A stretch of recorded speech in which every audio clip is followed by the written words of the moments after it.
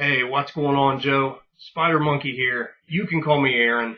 And this is my entry in your 500 subscriber giveaway contest. Man, first and foremost, congratulations on 500 subscribers.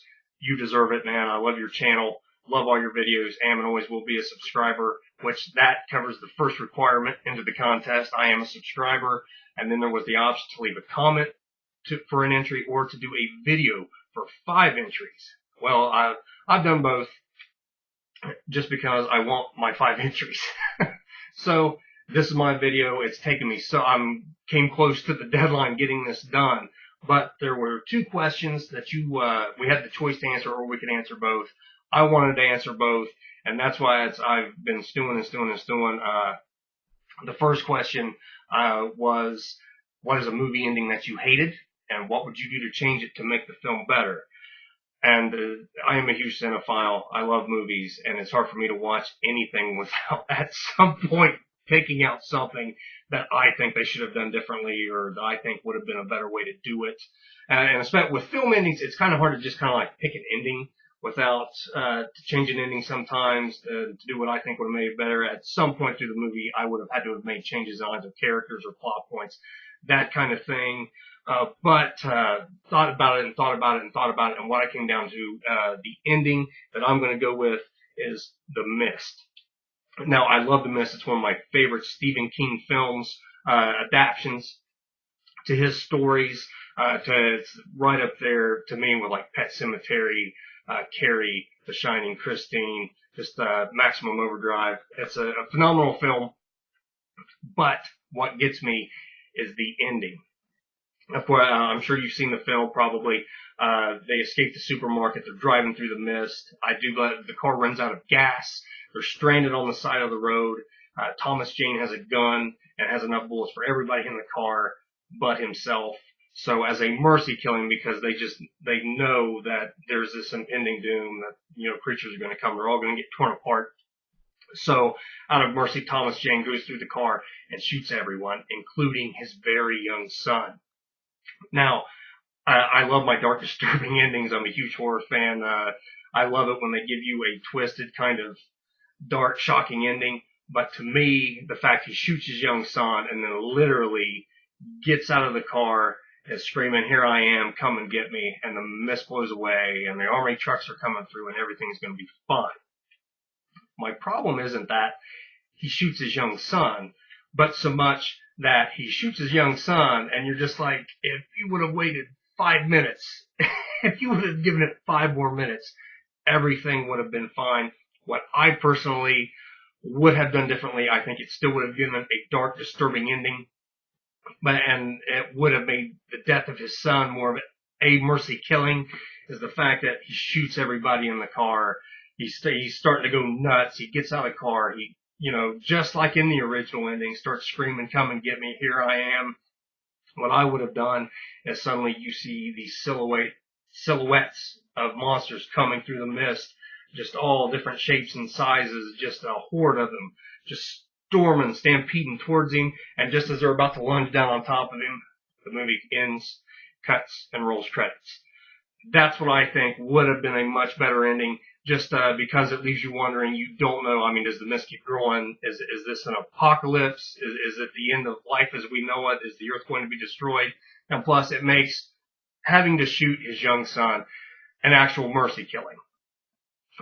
That's just me. That's personally what I would have done, because when I first saw it, it almost ruined the movie for me. I thought the ending was so gut-wrenching. But I've watched it multiple times, and now it doesn't bother me as much. I don't know if I've come to accept it or changed my mind and liked it so much as I'm just desensitized to it, I guess. But I think my ending would have been much better. But like I said, that's me. Second question was favorite horror collectible, and this is another one. I've thought about it. I love movies. I love horror movies.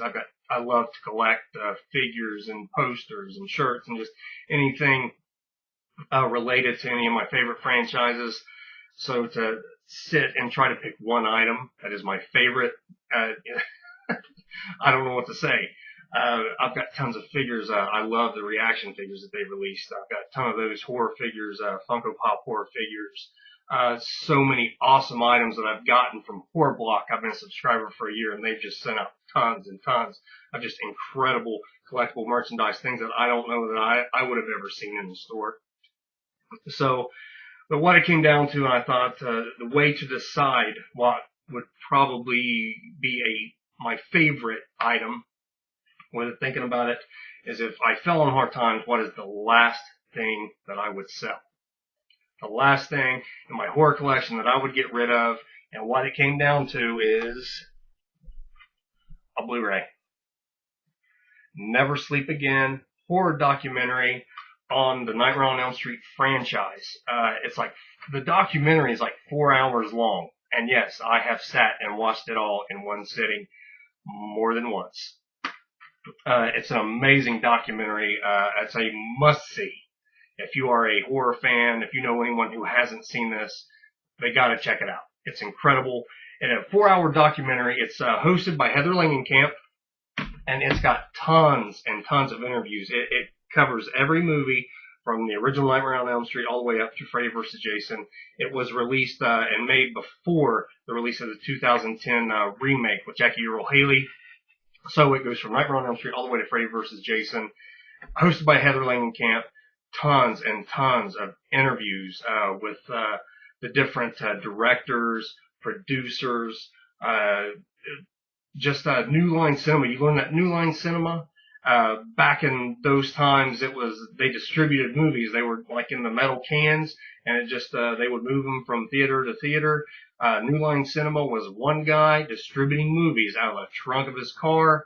And then there was this movie script floating around, Nightmare on Elm Street, been floating around Hollywood for 2 years. Nobody wanted to take a chance on it. And he rolled the dice, and the Nightmare on Elm Street franchise literally made New Line Cinema that became the juggernaut that, distributed the Lord of the Rings movies. So and like I said, just phenomenal documentary for anyone who loves documentaries, and especially must-see for anyone who loves horror. Nightmare on Elm Street was my favorite horror franchise. Well, it still is. And of course, growing up, and I think the thing that made Freddy Krueger, why he had so much more of an impact on me than all the other slashers and horror icons like Jason and Michael and Leatherface, is the fact that, those guys, you can run away from them. They are based in reality. And so you can get away. You can't escape. With Freddy, he comes to you in your sleep, in your dreams. He's in your head. He knows what you're afraid of, and he's in control. He controls the world. He can change things however he wants. He is not confined to any laws of physics and he's a doppelganger. He can change into what he knows will get to you. And I think being young and growing up and loving horror movies and just love being scared, I think that is what made Freddy so powerful to me. And I've got so many great Nightmare on Elm Street collectible items. I mean, I got a Freddy glove, and then of course, and then just all figures, posters, all that stuff. But this, if I had to sell everything I had, this right here would be the last thing to go. So that's it. Those are my answers to your questions. I'm really excited about this contest, man. I can't wait to see the prizes that you give away. Hopefully, whoever wins does unboxing videos so that everybody that entered can check them out and see what they got. Again, congratulations on 500 subscribers, Joe, man. You got a great channel. Keep it going. Here's to a 1,000 subscriber contest. But like I said, these are my entries. Got my 5 entries in. Hope I win, man. And until then, I'll see you.